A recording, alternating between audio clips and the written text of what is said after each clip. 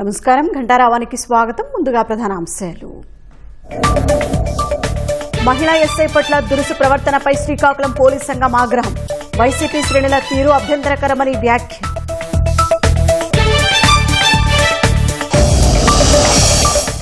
గోదావరికి పెరిగిన వరద ఉధృతి.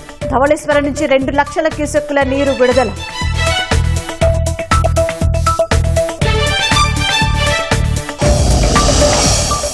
మద్యం కేసులో దారికొచ్చిన నిందితుడు సైఫ్ అహ్మద్. లొంగిపోతానంటూ విజయవాడ కోర్టులో పిటిషన్.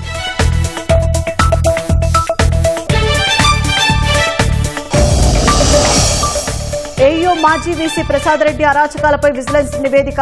క్రిమినల్ కేసులకు సిఫారసు.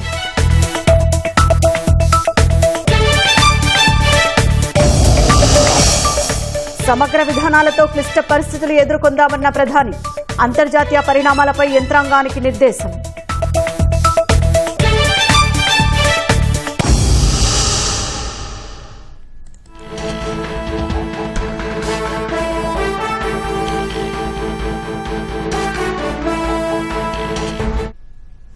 తాజాంశాన్ని చూస్తున్న మహిళా ఎస్ఐపై వైసీపీ నాయకుల దురుసు ప్రవర్తనను శ్రీకాకుళం జిల్లా పోలీసు అధికారుల సంఘం ఖండించింది. ఇక మరింత సమాచారం మా ప్రతినిధి ఈశ్వర్ని అడిగి తెలుసుకుందాం. ఈశ్వర్, మహిళా ఎస్ఐ పట్ల దురుసు ప్రవర్తనపై పోలీసుల సంఘం ఏమంది? నిన్న జగన్మోహన్ రెడ్డి పర్యటనలోన అడుగున వైసీపీ దౌర్జన్యాలు అయితే కొట్టుమిట్టాడకుండా కనిపించాయి. అయితే మెయిన్ ప్రధానంగా ప్రతి కోడల్లో పోలీసులు ముందస్తు చర్యల్లో భాగంగా అప్రమత్తమై పోలీసులు అయితే ఎస్పీ మహేశ్వర్ రెడ్డి ఆధ్వర్యంలోన బందోబస్తు పూర్తి స్థాయిలో పెట్టారు. కాకపోతే వైసీపీ నేతలు జన సమీకరణకి కనీసం దరఖాస్తు చేయకుండా అందరూ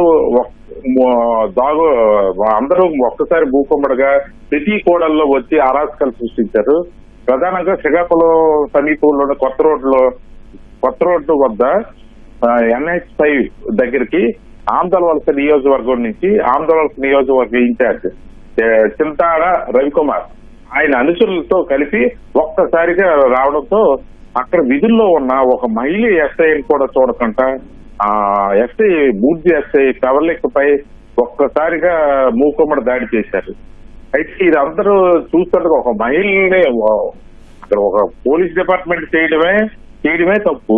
అందులో ఒక మహిళపై అసభ్యకరంగా ఆయనే చేతులు వేసి చేసింది క్లియర్ గా విజువల్స్ మనకు తెలుస్తున్నాయి.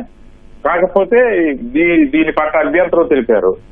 పోలీసు అధికారుల సంఘం నేతలు ఈ రోజు ఖండించారు ఈ విషయాన్ని. విధుల్లో చేయడం 24 గంటలు కష్టపడి అక్కడ విధులు నిర్వహిస్తున్న పోలీస్ సిబ్బందిపై ఈ మధ్య కాలంలో రాష్ట్ర వ్యాప్తంగా జరుగుతున్న పర్యటనలోన ఎంతో కష్టపడి విధులు నిర్వహిస్తుంటే వీళ్ళు వచ్చి మా మీద దౌర్జన్యం చేయడం ఎంతవరకు సంబంధించిన అభ్యంతరం వ్యక్తం చేశారు. మహిళా ఎస్ఐ ప్రవళిక మీద ఇది చేయడం అత్యంత దారుణం అని చెప్తున్నారు. వైసీపీ నాయకులు చేసిన ఈ తీరుని అభ్యంతరం వ్యక్తం చేసిన జిల్లా పోలీస్ అధికారుల సంఘం అధ్యక్షుడు రాణంగి కృష్ణనాయుడు, ఉపాధ్యక్షుడు భుజంగరావు, కోశాధికారి జగదాంబ దీనిపై చర్యలు తీసుకోవడానికి అయితే వీలైతే మాత్రం దీని మీద అభ్యంతరం చెప్పారు. కాకపోతే రేపు భోగాపురం విమానాశ్రయం అంతర్జాతీయ విమానాశ్రయం ప్రారంభోత్సవ కార్యక్రమానికి జిల్లా నుంచి అందరూ ఇప్పుడు విధుల్లో ఉన్నారు. ఎస్పీ మహేశ్వర్ రెడ్డి కూడా విధుల్లో ఉన్నారు. ఈ విధుల్లో ఉండడం వల్ల తదుపరి చర్యలకి ప్రారంభోత్సవం తర్వాత తీసుకునేందుకు అవకాశాలు ఉన్నాయని ఎస్పీ మహేశ్వర్ రెడ్డి గారు వెల్లడించారు. దీనిపైన చట్టపరమైన చర్యలు ఏమున్నా తీసుకుంటామని ఎస్పీ మహేశ్వర్ రెడ్డి తెలిపారు. ధన్యవాదాలు ఈశ్వర్.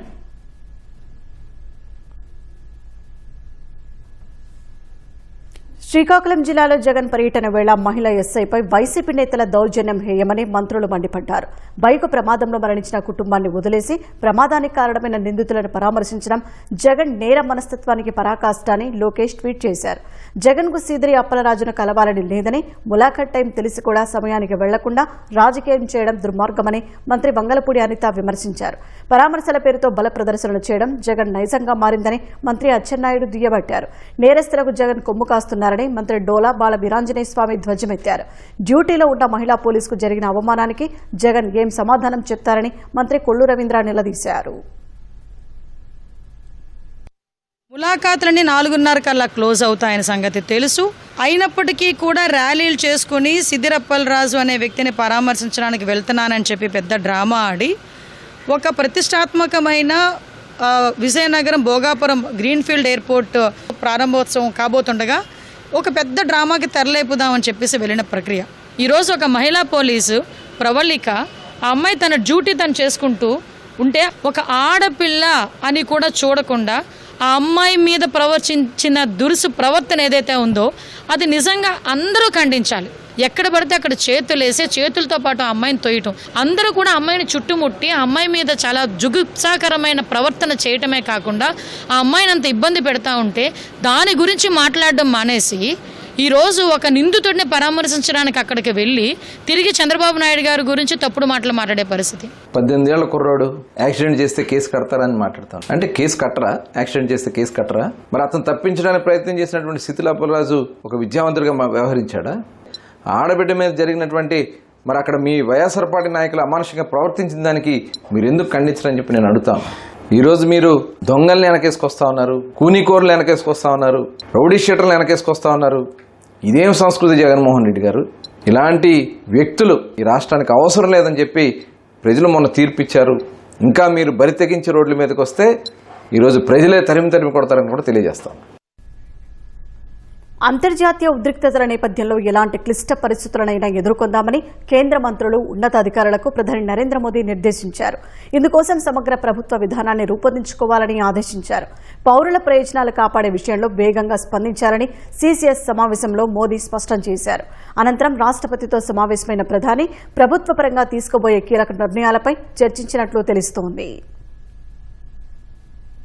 ఢిల్లీలో అత్యున్నత స్థాయి భద్రతా వ్యవహారాల కేబినెట్ కమిటీ సీసీఎస్ సమావేశాన్ని ప్రధాని నరేంద్ర మోదీ నిర్వహించారు. ఈ భేటీలో సీసీఎస్ శాశ్వత సభ్యులైన కేంద్ర మంత్రులు రాజ్నాథ్ సింగ్, అమిత్ షా, ఎస్ జైశంకర్, నిర్మలా సీతారామన్, ప్రత్యేక ఆహ్వానితులు జేపీ నడ్డా, పీయూష్ గోయల్, సర్బానంద సోనోవాల్, హర్దీప్ సింగ్ పురి, జాతీయ భద్రతా సలహాదారు అజిత్ దోభాల్ హాజరయ్యారు. అంతర్జాతీయంగా విస్తరిస్తున్న ఉద్రిక్తతలు, సముద్ర జలాల్లో రవాణాకు కలుగుతున్న అంతరాయం, ఎరువుల సరఫరా, నావికుల భద్రత తదితర అంశాలపై చర్చించారు. భౌగోళిక రాజకీయ పరిణామాలు, చమురు, ఎరువుల సరఫరాపై కేబినెట్ కార్యదర్శి టీవీ సోమనాథన్ సమావేశంలో ప్రజెంటేషన్ ఇచ్చారు. సరిపడినంతగా చమురు, ఎరువుల సరఫరా ఉందని తెలిపారు. ఎల్పీజీ సేకరణను భిన్న మార్గాల ద్వారా చేపట్టామని, ముడి చమురు నిల్వలు బాగానే ఉన్నాయని వివరించారు. ఎల్పీజీకి ప్రత్యామ్నాయంగా పైప్డ్ నేచురల్ గ్యాస్ కనెక్షన్లను పెంచామని వెల్లడించారు. ఇంధన భద్రతలో స్వయం సమృద్ది సాధించేందుకు పునరుత్పాదన ఇంధన వనరులను, సౌరశక్తిని, ఇతర శిలాజేతర ఇంధన వనరులను ఉపయోగించుకోవాలని మోదీ సూచించారు. సీసీఎస్ సమావేశంలో పశ్చిమాసియా ఉద్రిక్తతల నేపథ్యంలో వివిధ మంత్రిత్వ శాఖలు చేపట్టిన చర్యలపై ప్రధాని సమీక్షించారు. ఇరాన్ ఉక్రెయిన్ యుద్ధాలు కొనసాగుతున్న కారణంగా హర్ముజ్, నల్ల సముద్రం, ఎర్ర సముద్రం, గల్ఫ్ ఆఫ్ ఎడన్లో అంతరాయం కలుగుతున్నప్పటికీ సరఫరా వ్యవస్థలకు ఇబ్బంది లేకుండా చేపట్టిన చర్యలపై చర్చించినట్లు సమాచారం.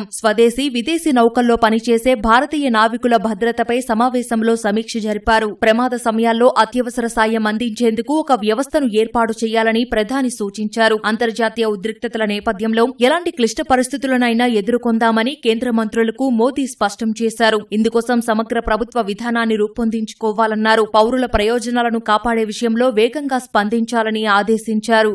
అనంతరం రాష్ట్రపతి ద్రౌపది ముర్ముతో ప్రధాని మోదీ భేటీ అయ్యారు. ఇవాళ కేంద్ర మంత్రివర్గ సమావేశం జరుగుతున్నందున ప్రభుత్వ పరంగా తీసుకోబోయే ముఖ్యమైన నిర్ణయాలపై రాష్ట్రపతికి సమాచారం అందించేందుకు ప్రధాని సమావేశమై ఉండొచ్చని తెలుస్తోంది. సీజేపీ ఉద్యమం కారణంగా ధర్మేంద్ర ప్రధాన్ రాజీనామా, ఆ స్థానంలో ప్రహ్లాద్ జోషి నియామకం, పేపర్ లీక్ నిందితులపై కఠిన చర్యలు తీసుకోవడానికి పార్లమెంటులో బిల్లు ప్రవేశపెట్టడం, పరీక్షల విధానాన్ని సంస్కరించడానికి నందన్ నీలేకని నేతృత్వంలో హైపవర్డ్ టాస్క్ ఫోర్స్ ను ప్రకటించాక రాష్ట్రపతితో ప్రధాని భేటీ కావడం ఇదే ప్రథమం.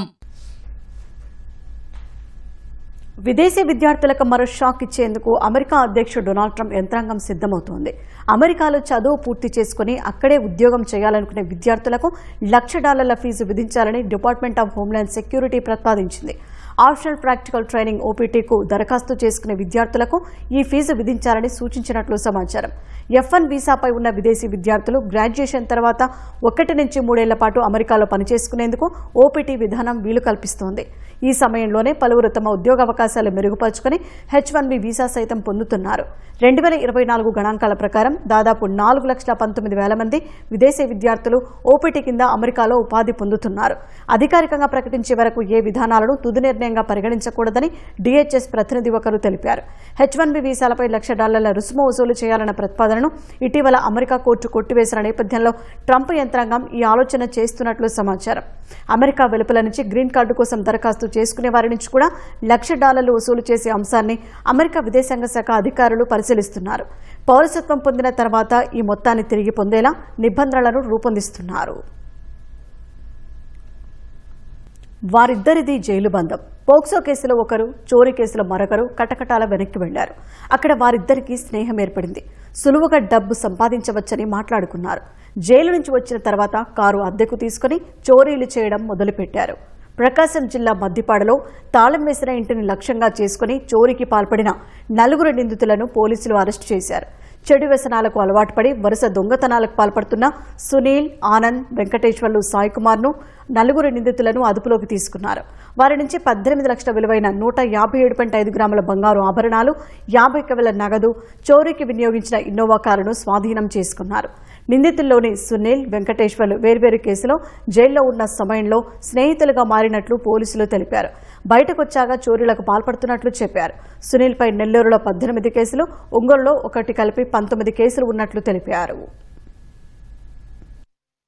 10:30 ఆ ప్రాంతంలో బయటికి వెళ్ళినటువంటి సమయంలో కారులో వచ్చినటువంటి 4 వ్యక్తులు 12-12:30 గంటల సమయంలో లాక్ బ్రేక్ చేసుకొని వెళ్ళి కొద్ది నిమిషాల్లోనే అఫెన్స్ కంప్లీట్ చేసుకొని వెళ్ళిపోవటం జరిగింది. ఈవినింగ్ 5కి వచ్చిన తర్వాత నేరం జరగటం వాళ్ళు గుర్తించి పోలీసుకు ఇన్ఫర్మేషన్ ఇచ్చారు. సుమారుగా 26 సవర్ల పైన గోల్డ్ ఆర్టికల్స్ థెఫ్ట్ చేయటం జరిగింది. 4 కూడాను అరెస్ట్ చేసి వారి దగ్గర ఉన్నటువంటి కార్ను కూడా స్వాధీనం చేసుకోవడం జరిగింది. జీఎస్టీ ట్రైనింగ్ ప్రోగ్రాం ప్రారంభోత్సవ కార్యక్రమం విజయవాడలో ఘనంగా జరిగింది. శ్రీ పొట్టి శ్రీరాములు చలువాది మల్లికార్జునరావు ఇంజనీరింగ్ కళాశాలలో జరిగిన ఈ కార్యక్రమానికి హైకోర్టు ప్రధాన న్యాయమూర్తి జస్టిస్ లీసాగిల్ ముఖ్య అతిథిగా హాజరయ్యారు. శిక్షణకు సంబంధించి కరపత్రాలు విడుదల చేశారు. AP tax bar association, Swarnandhra P4 foundation ఆధ్వర్యంలో డిగ్రీ విద్యార్థులకు 3 నెలల పాటు జీఎస్టీపై శిక్షణ ఇవ్వనున్నారు.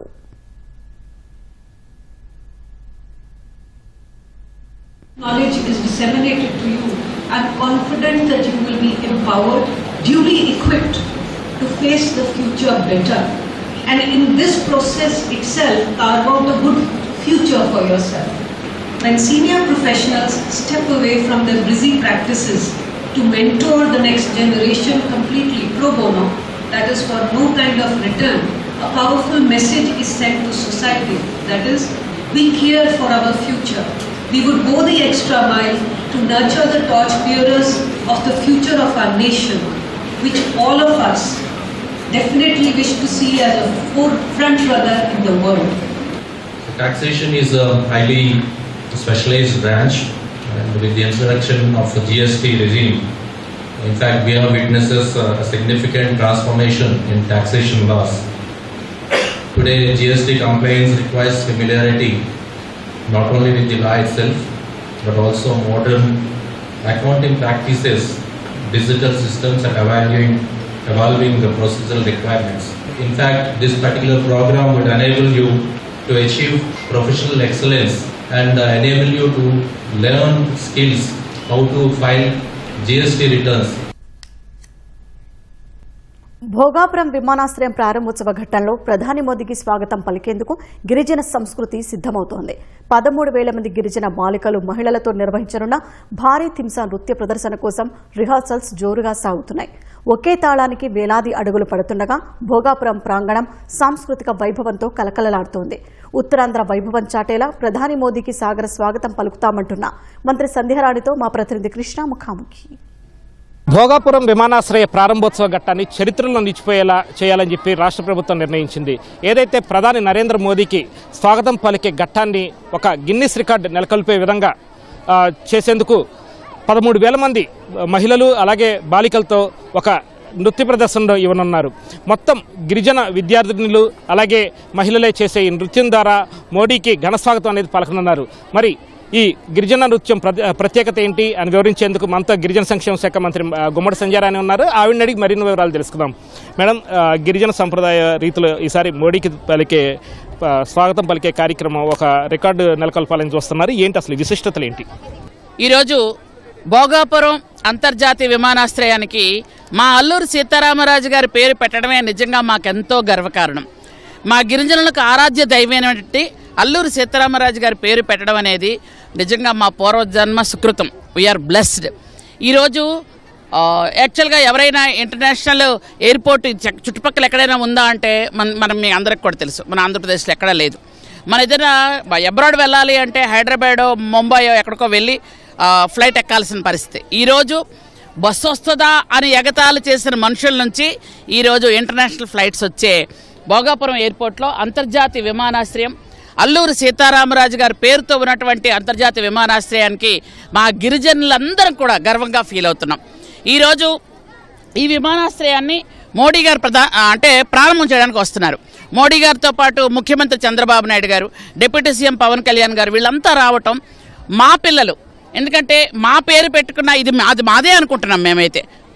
మా ఎయిర్పోర్ట్ని ఓపెన్ చేస్తున్నటువంటి పెద్దలు వస్తున్నారు కాబట్టి మోడీ గారికి అలాగే ముఖ్యమంత్రి గారికి అందరికి కూడా ధన్యవాదాలు తెలియజేసుకుంటూ మా పిల్లలతో ఒక అద్భుతమైన దింసా నృత్యం, దింసా డ్యాన్స్ ఏంటంటే అది మా సంస్కృతికి సాంప్రదాయానికి మా కళలకి ఆదివాసీలకు పెట్టింది పేరు. కాబట్టి మా పిల్లలంతా కూడా అందరూ 13,000 మంది పిల్లలు ఈరోజు దింసా డ్యాన్స్ చేస్తూ ప్రధానమంత్రి గారికి ముఖ్యమంత్రి గారికి స్వాగతం పలుకుతారు. దాదాపు 10 రోజుల నుంచి పిల్లలు చాలా చక్కగా వీళ్ళంతా ట్రైన్ అవుతున్నారు. ఎందుకంటే ప్రపంచమే చూస్తుంది కాబట్టి ఖచ్చితంగా ఇది అవార్డు పొందబోతుంది అని నాకు మనస్ఫూర్తిగా నాకు నమ్మకం ఉంది. ఎందుకంటే ఇది రికార్డు స్థాయి. 13,000 మంది పిల్లలు ఒకే స్థానంలో ఒకే దగ్గర కూర్చుని పెట్టి వాళ్ళని ఈరోజు రేపు ప్రాక్టీస్ చేయిస్తాం. పిల్లలందరూ కూడా చక్కగా ప్రాక్టీస్ చేస్తున్నారు. క్రమశిక్షణ కలిగినటువంటి పిల్లలు 13,000 మంది మొత్తం అమ్మాయిలే. అందరూ మొత్తం గిరిజన సంప్రదాయాన్ని ప్రపంచానికి చూపించాలనుకుంటున్నాం. కాబట్టి ఈ 2 రోజులు ప్రాక్టీస్ ఇక్కడే ఉంటుంది.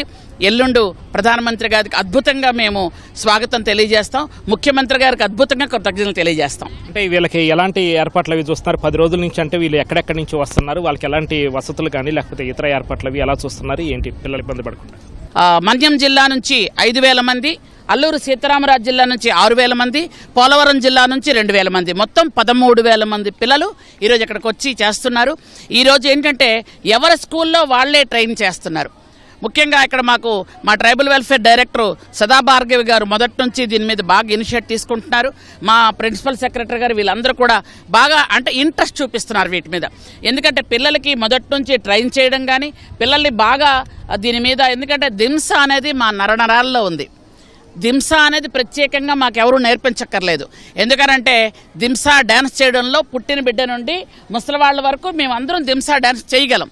కానీ దాన్ని ఒక పాట రూపంలో పెట్టి ఇక్కడ మా సంస్కృతి సంప్రదాయాలు, కాఫీ, అలాగే మా జీవన విధానం, అరకు కాఫీని అన్నిటిని మేళవించి, అలాగే ఈ ప్రకృతి అందాలు.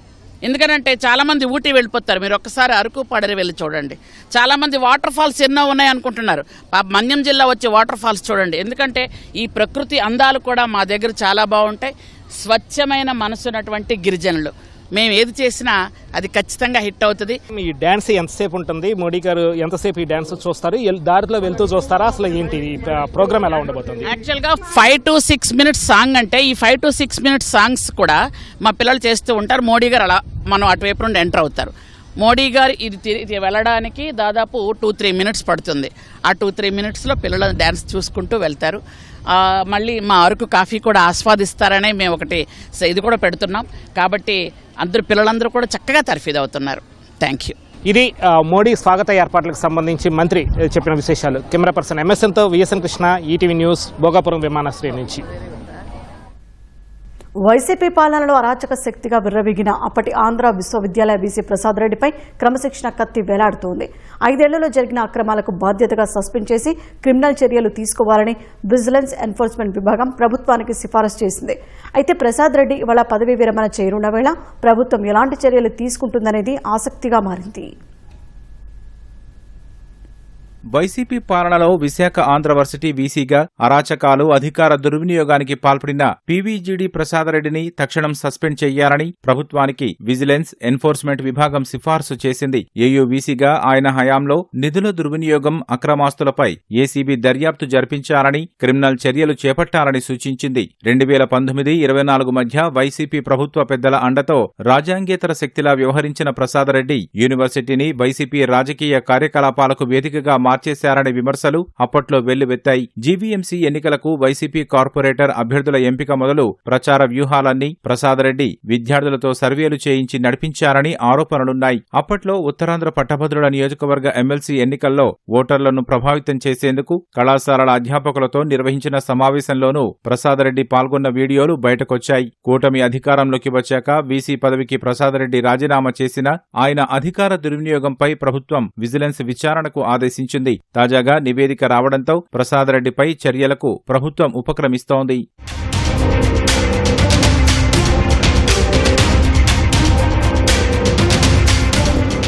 వైసీపీ హయాంలో ఆంధ్ర విశ్వవిద్యాలయాన్ని అరాచకాలకు అడ్డాగా మార్చినట్లు ప్రసాదరెడ్డి సహా మరో 44 మందిపై 21 ఫిర్యాదులు ఉన్నాయి. నిధుల దుర్వినియోగం, దొడ్డిదారి నియామకాలు, నిబంధనలకు విరుద్ధంగా ప్రవేశాలు, భవన నిర్మాణాల్లో అక్రమాలు, ఆదాయానికి మించిన ఆస్తులు, ఎమ్మెల్సీ ఎన్నికల్లో ప్రచారం వంటి తీవ్ర అభియోగాలున్నాయి. మేకా జేమ్స్ స్టీఫెన్స్ కు యూజీసీ నిబంధనలకు విరుద్ధంగా బీఆర్ అంబేద్కర్ అధ్యయన కేంద్రానికి ప్రొఫెసర్గా నియమించారు. ఇందుకు తప్పుడు సర్వీస్ ఎన్ఓసీని ఉపయోగించారు. టీడీఆర్ హబ్ గైడ్ లైన్స్ మార్చేసి పీహెచ్డీల్లో ప్రవేశాలు కల్పించారు. ప్రసాదరెడ్డి కుమార్తెకు ఎంటెక్లో ప్రవేశం కల్పించేందుకు సెమిస్టర్ పరీక్షల్లోని ఇంటర్నల్ మార్కుల్ని మార్చేశారు. వి కృష్ణమోహన్ రిటైర్ అయ్యాక అనుమతి లేకుండానే నెలపాటు రిజిస్ట్రార్గా కొనసాగించారు. ఆ సమయంలో ఆయన 543 ఫైళ్లు క్లియర్ చేశారు. వీసీగా ప్రసాదరెడ్డి అడ్డగోలు నిర్ణయాల వల్ల 10,60,00,000 రూపాయల మేర అవకతవకలు జరిగాయని విజిలెన్స్ గుర్తించింది. అంబేద్కర్ అధ్యయన కేంద్రం ప్రొఫెసర్గా నియమించిన జేమ్స్ స్టీఫెన్ కు వేతనం,